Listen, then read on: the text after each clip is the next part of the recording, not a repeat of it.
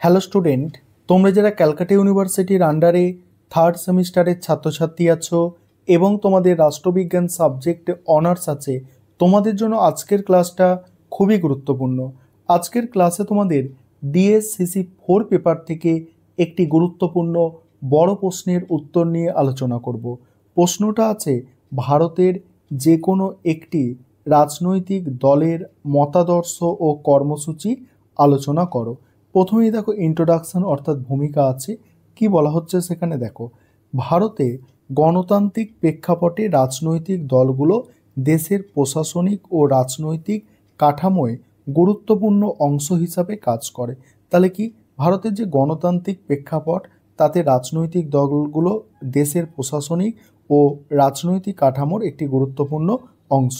বিভিন্ন রাজনৈতিক দল তাদের নিজস্ব মতাদর্শ ও কর্মসূচির মাধ্যমে দেশের উন্নয়ন এবং নাগরিকদের কল্যাণ নিশ্চিত করার চেষ্টা করে।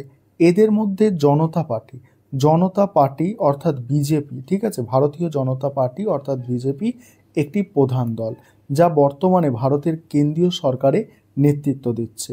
এই প্রবন্ধে বিজেপির মতাদর্শ ও কর্মসূচি বিশদে আলোচনা করা হবে। এখানে প্রথমেই দেখো মতাদর্শ কি আছে। ভারতীয় জনতা পার্টির মূল আদর্শ হলো হিন্দুত্ব, যা প্রথমে ভারতীয় স্বাধীনতা সংগ্রামী ও রাজনৈতিক নেতা বিনায়ক দামোদর সাভারকর দ্বারা প্রবর্তিত হয়। এই দলের 5টি আদর্শ ঘোষিত হয়েছে। এগুলি কি কি দেখো, 1 নম্বর হচ্ছে ভারতীয়দের জাতীয়তা বোধে উদ্বুদ্ধ করা এবং জাতীয় ঐক্য ও সংহতিকে সুদৃঢ় করা। 2 নম্বর হচ্ছে ক্ষমতার বিকেন্দ্রীকরণের মাধ্যমে গণতন্ত্রকে সুদৃঢ় করা, ইতিবাচক ধর্মনিরপেক্ষতার নীতি গ্রহণ করা। তারপরে বলা হচ্ছে দেখো, গান্ধীবাদকে অনুসরণ করে সমাজবাদ প্রতিষ্ঠা করা।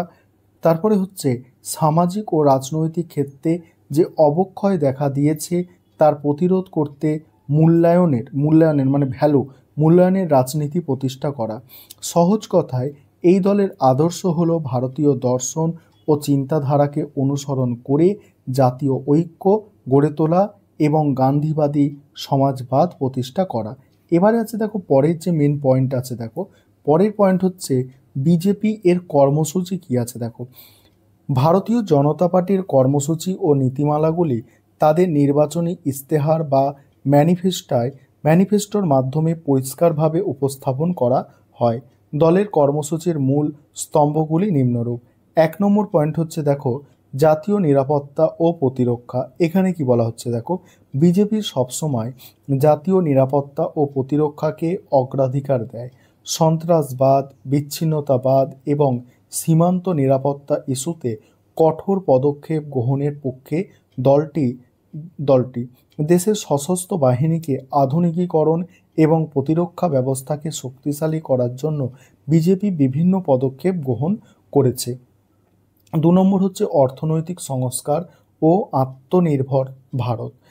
অর্থনৈতিক ক্ষেত্রে বিজেপি প্রধানত বাজারমুখী সংস্কারের ওপরে জোর দেয়।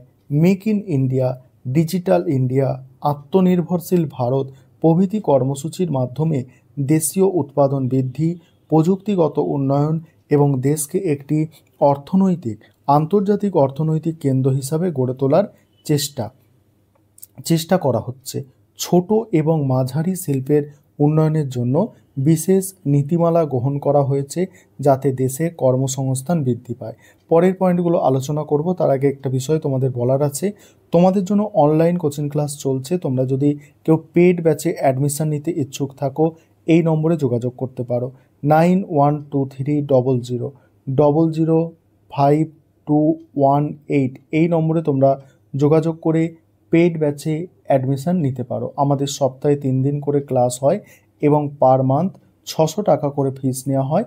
সেক্ষেত্রে তোমাদের যে 3টে পেপার আছে ওই 3টে পেপারই তোমাদের কিন্তু পড়ানো হয়। এবারে পরের পয়েন্ট যেটা আছে সামাজিক কল্যাণ, সেখানে কি বলা হচ্ছে, সামাজিক ক্ষেত্রে বিজেপির কর্মসূচির মধ্যে রয়েছে গ্রাম উন্নয়ন, স্বাস্থ্যসেবা, শিক্ষা এবং দারিদ্র্য ও প্রান্তিক জনগোষ্ঠীর উন্নয়ন। উজ্জ্বলা যোজনা, স্বচ্ছ ভারত অভিযান, প্রধানমন্ত্রী কিষাণ সম্মান নিধি এবং আয়ুষ্মান ভারত প্রভৃতি কর্মসূচি দেশব্যাপী সামাজিক কল্যাণের জন্য গুরুত্বপূর্ণ ভূমিকা পালন করছে। এই সব কর্মসূচির লক্ষ্য হলো দেশের প্রতিটি নাগরিকের মৌলিক চাহিদা পূরণ করা এবং তাদের সামাজিক ও অর্থনৈতিক উন্নয়ন নিশ্চিত করা। তারপরে হচ্ছে দেখো পরের পয়েন্ট কি আছে, শিক্ষা ও বিজ্ঞান। শিক্ষা ও প্রযুক্তির উন্নয়নের ক্ষেত্রে বিজেপির নতুন শিক্ষানীতি 2020-তে প্রবর্তন করেছে। এর মাধ্যমে দেশীয় শিক্ষা ব্যবস্থায় ব্যাপক সংস্কার আনা হয়েছে এবং শিক্ষাকে আরও সমসাময়িক ও প্রযুক্তি নির্ভর করার পরিকল্পনা করা হয়েছে। এছাড়া প্রযুক্তি গবেষণা ও উদ্ভাবনকে উৎসাহিত করার জন্য নানা প্রকল্পে হাতে নেওয়া হয়েছে। পরের পয়েন্ট হচ্ছে ধর্মীয় ও সাংস্কৃতিক ঐক্য। বিজেপি ধর্মীয় এবং সাংস্কৃতিক ঐক্যের প্রচারে বিশ্বাসী। ভারতের সংবিধানে ধর্মনিরপেক্ষতার নীতি মেনে চললেও দলটি হিন্দু ঐতিহ্য এবং সংস্কৃতির পুনর্জাগরণে বিশেষ মনোযোগ দেয়। রাম মন্দির নির্মাণ এবং কাশ্মীর থেকে 370 ধারা বাতিলের মতো উদ্যোগগুলি দলের ঐতিহ্য ও সংস্কৃতি সংক্রান্ত নীতির প্রতিফলন। এবার আছে উপসংহার।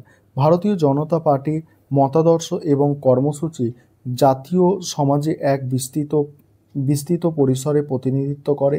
দলটি একদিকে হিন্দুত্ববাদ এবং সাংস্কৃতিক জাতীয়তাবাদের প্রচারে মনোনিবেশ করে, অন্যদিকে অর্থনৈতিক ও সামাজিক ক্ষেত্রে ব্যাপক সংস্কারের মাধ্যমে দেশের সামগ্রিক উন্নয়নের দিকে মনোযোগ দেয়।